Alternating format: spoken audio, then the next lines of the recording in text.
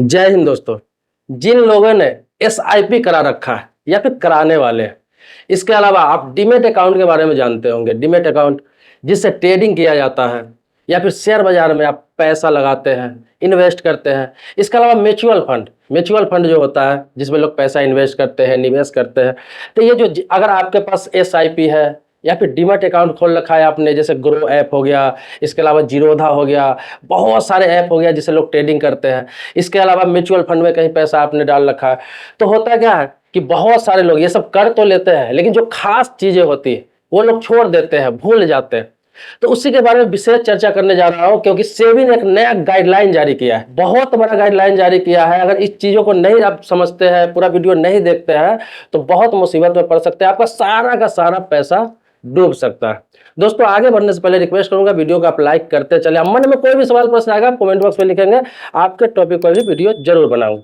अब बताता हूं कि अपडेट क्या है। अपडेट यह है कि एसआईपी लोग कराते हैं, म्यूचुअल फंड कराते हैं या फिर डीमैट अकाउंट खोलते हैं, तो होता क्या है, सबसे जरूरी चीज क्या होता है कि लोग नॉमिनी भूल जाते हैं, जो कि सबसे जरूरी चीज है, इंपॉर्टेंट चीज है। क्योंकि आप एसआईपी जो करते हैं उसमें आपके पास कोई पेपर नहीं होता, आपको पेपर नहीं दिया जाता है। डीमैट अकाउंट खोलते हैं कोई पेपर नहीं मिलता है आपको। म्यूचुअल फंड करते हैं कोई पेपर नहीं मिलता है आपको। मिलता क्या है, फोलियो नंबर मिलता है, और उसी नंबर पे आपका सारा पैसा होता है, जो भी इन्वेस्ट होता है उसी नंबर पे होता है।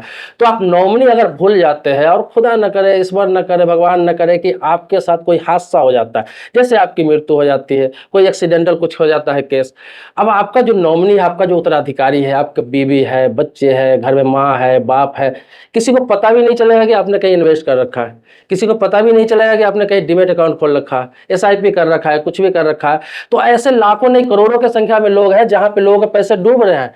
उनके बच्चों को पता नहीं है शेयर मार्केट के बारे में, उनको बच्चे को पता नहीं है डीमैट के बारे में, उनको बच्चे को पता नहीं है एसआईपी के बारे में, किसी को पता नहीं है।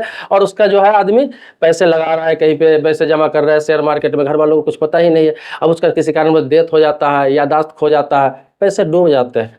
तो इसीलिए सेबी ने बहुत बड़ा एक्शन लिया है। सेबी ने कहा है कि अब अगर नॉमिनी आप नहीं डालेंगे अपने अकाउंट में, तो आपका अकाउंट को फ्रीज कर दिया जाएगा।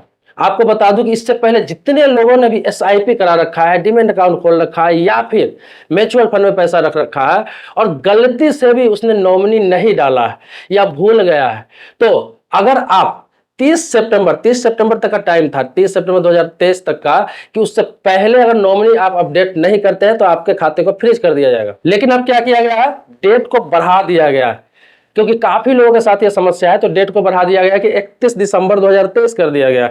अब 31 दिसंबर 2023 तक आप नॉमिनी अपडेट नहीं करते हैं, उत्तराधिकारी उसमें अपडेट नहीं करते हैं, तो फिर आपके खाते को फ्रीज कर दिया जाएगा हमेशा के लिए, चाहे वो नया खाता हो, पुराना खाता हो। दूसरा क्या अपडेट है, सेबी ने कहा है कि अब नया जो भी एसआईपी कर रहा है, डीमैट कर रहा है या म्यूचुअल फंड कर रहा है, उसमें हाथों हाथ आपका नॉमिनी अपडेट रहना चाहिए। अगर आप नॉमिनी नहीं करते हैं, खाता खोल भी लेते हैं, वेरिफिकेशन होता है, तो उसमें आपके खाते को फ्रीज कर दिया जाएगा। मतलब ओपनिंग करते हैं 1 हफ्ते के अंदर ही आपको फ्रीज कर दिया जाएगा खाते को, तो कोई फायदा नहीं होगा। तो ये ध्यान रखें। अब बताता हूं कि ये बहुत सारे लोगों को मुश्किल लग रहा है, बहुत सारा लोग सोचते होंगे कि सेबी का क्या क्या अपडेट आता रहता है, तो मैं आपको बता दूं, ये आपके हित के लिए, ये आपके भले के लिए। आपने भले ही एसआईपी 10,000 रुपये करा रखा है, 500 रुपये महीने का करा रखा है, 1,000 रुपये महीने का करा रखा है, म्यूचुअल फंड में आपने 1 लाख रुपए डाल रखा है, डीमैट आप लाखों करोड़ का करते हैं, कोई बात नहीं है, लेकिन थोड़ी सी गलती की वजह से आपका सारा पैसा डूब सकता है। तो ये आपके भले के लिए है। जैसे आप लोगों ने देखा होगा, बहुत सारी समस्या है, ऐसे कि लोग खाता खोलते हैं बैंक में, सबके पास खाता होता है,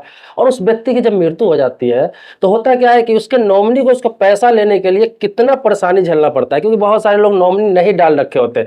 अब उसमें क्या होता है, कभी बेटा दावा करने लगता है, कभी वाइफ दावा करने लगती है, कभी उसका माँ बाप दावा करने लगता है। इस चक्कर में बैंक क्या करता है, उसको पैसे नहीं देते, बोलते क्या है, सक्सेशन सर्टिफिकेट लेकर आओ, मतलब उत्तराधिकारी प्रमाण पत्र लेकर आओ, तभी आपको पैसे मिलेंगे। क्योंकि एक से अधिक जब दावेदार होंगे तो निश्चित तौर पर समस्या आएगी ही आएगी, और बहुत सारे लोगों को इसी चक्कर में पैसा डूब जाता है, यहां तक कि मामला कोर्ट तक चला जाता है, कोर्ट में जाकर लोग को लड़ के लेना पड़ता है अपना ही पैसा। लेकिन नॉमिनी रहता है तो फायदा क्या है, नॉमिनी रहने से क्या है कि कोई भी उत्तराधिकारी प्रमाण पत्र की जरूरत नहीं है, कोई दूसरा दावा करे उससे मतलब नहीं है, आप नॉमिनी हो, आपको पैसा मिल जाता है, चाहे वो इंश्योरेंस का पैसा हो, चाहे बैंक अकाउंट का पैसा हो।